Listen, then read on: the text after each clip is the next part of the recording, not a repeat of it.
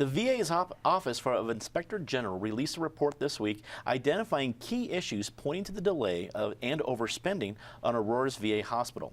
The report revealed the project's construction chief, Glenn Hagstrom, withheld pertinent information related to the cost of finishing the project during congressional hearings in 2013 and 2014. Eric, this issue only gets more offensive. We've been looking at this, I think, for over a year and a half now. What are the marching orders that need to be issued to Congress right now? Marching orders to complete this project, hold down the budget, but mainly, I think this ought to be maybe not part of the VA, but perhaps a national monument so that people across the country can come visit this and see it in perpetuity as a monument to a project that is completely spun out of control. Yes, we need a hospital here. One day we'll have a hospital, but it boggles the mind, both the time delay of this and the cost. We are now, with the addition of another $300 million, and everyone says, oh, it's going to cost another $300 million to equip it and to do this and that.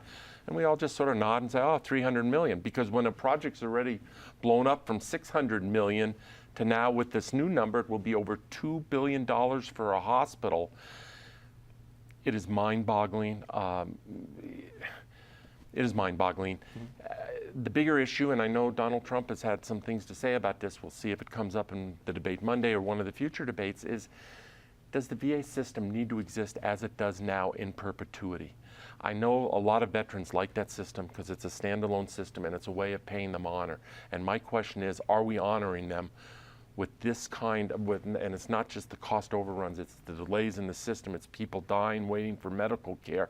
And does that honor them? Or if you somehow more privatized the system and didn't make it a captive system and gave them better care in a more timely way, is that really a way of honoring them? Mm-hmm. Now, Penn, you got into some things that we really frown upon at this table. You actually did some research on this. You actually read a report, that's going to really hurt the analysis of this table. But with that work you've done, with the look that you've done at the report, what are your thoughts? I'll keep it real simple. This is a crime. The victims are the veterans who should have been receiving treatment in a new hospital years ago. They need to do whatever they need to do and complete it as inexpensively as possible so that services can be provided. Then they need to start indicting people and charging people with crimes. This is inexcusable. Too many people knew what was going on and either concealed the truth or lied about it, and people need to be held accountable within the VA, and then maybe they should just be delivering services and not build any more buildings.